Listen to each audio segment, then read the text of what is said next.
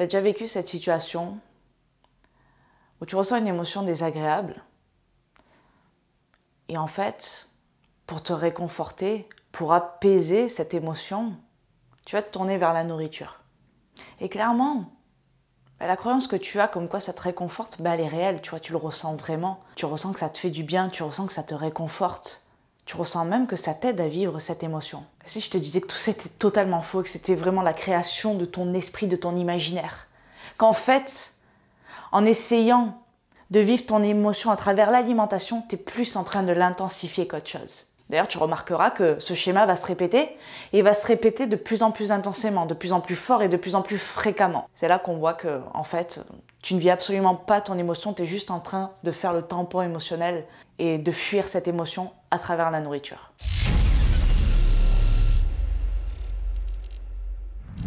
Tu as sans doute déjà entendu parler d'alimentation émotionnelle. Tu sais, le fait de manger ses émotions, comme on dit. Ça me fait bien rire cette phrase, je trouve ça mignon. Comme si on pouvait manger ses émotions. Elles sont déjà à l'intérieur, les gars. Arrêtez, stop. Mais c'est un petit peu ce que ça fait en fait. C'est-à-dire que tu ressens une émotion et tu vas manger tes émotions, c'est-à-dire que tu vas en rajouter. Ça va s'intensifier. Je vais te dire ce qu'est vraiment une émotion, pourquoi c'est important et comment briser définitivement ce schéma d'alimentation émotionnelle. Sache qu'une émotion négative n'existe pas. Il y a des émotions désagréables à ressentir, ça c'est bien vrai, hein, ça j'invente rien, mais une émotion négative n'existe pas. Je m'explique. L'émotion deviendra négative si tu en fais quelque chose de négatif. C'est-à-dire qu'on choisit comment on réagit des émotions. On choisit d'y réagir soit d'une façon puissante, soit d'une façon qui va nous tirer vers le bas. Et tu l'auras compris, lorsque tu manges, lorsque tu ressens une émotion, ça va plus te tirer vers le bas qu'autre chose. Une émotion, c'est quoi? Une émotion, c'est un messager. Tu sais, je sais pas toi, mais si tu reçois un texto, par exemple, est-ce que ça t'est déjà arrivé de le supprimer sans le lire? Je ne crois pas. Bon, à part si c'est SFR, Orange ou je sais pas quoi. Ça, des fois, on supprime, on lit pas, on s'en fout.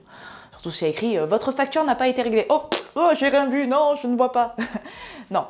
Si tu reçois un texto important ou d'une personne, généralement, tu le lis. Et en fait, lorsque tu fais passer l'émotion à travers l'alimentation, c'est clairement ce que tu fais. Tu es en train d'effacer le message sans le lire. L'émotion, elle t'envoie un message.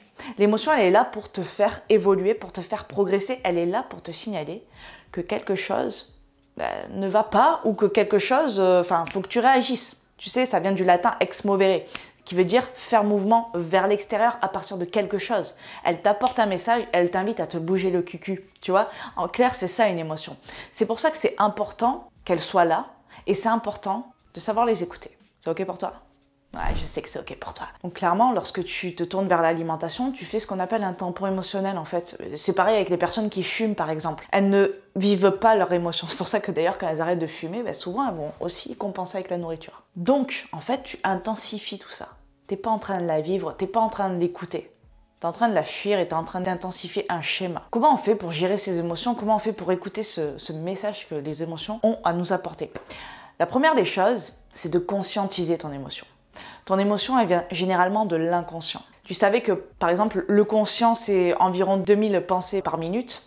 Et notre inconscient, c'est 4 milliards d'infos de pensées par minute. Donc clairement, ce qui s'y passe, ça n'est pas négligeable. C'est pour cela que quand une émotion traverse un petit peu le filet de l'inconscient vers le conscient, il est important de l'écouter et de ne pas l'ignorer. Donc pour la conscientiser, tu vas tout simplement te poser des questions. Lorsque tu ressens une émotion, déjà demande-toi, ok, qu'est-ce qu'elle me fait cette émotion physiquement? Essaye de la localiser, est-ce que je la ressens au niveau du ventre, au niveau de la poitrine, au niveau de la gorge? Par exemple, l'angoisse, personnellement, moi l'angoisse, je la sens ici. J'ai la gorge serrée, j'ai du mal à déglutir. Toutes ces choses-là, essaye de mettre des mots vraiment, essaye de la conscientiser, de lui donner vie. Est-ce qu'elle a une forme? Est-ce qu'elle a une couleur? Est-ce que c'est chaud? Est-ce que c'est froid? Est-ce que ça fait mal? Tout ça, ça va te permettre de conscientiser ton émotion et donc directement de la faire passer de l'inconscient vers le conscient. Et là déjà, tu fais un premier pas vers le raisonnement de ton émotion. Et le raisonnement, c'est exactement la deuxième étape te permettant de bien gérer tes émotions. C'est-à-dire de te demander quel est le message de cette émotion. Qu'est-ce qu'elle m'invite à faire? Comment peut-elle me faire progresser? Même une émotion désagréable, tu prends la tristesse, tu prends la colère, tu prends la peur, tu prends tout ce que tu veux.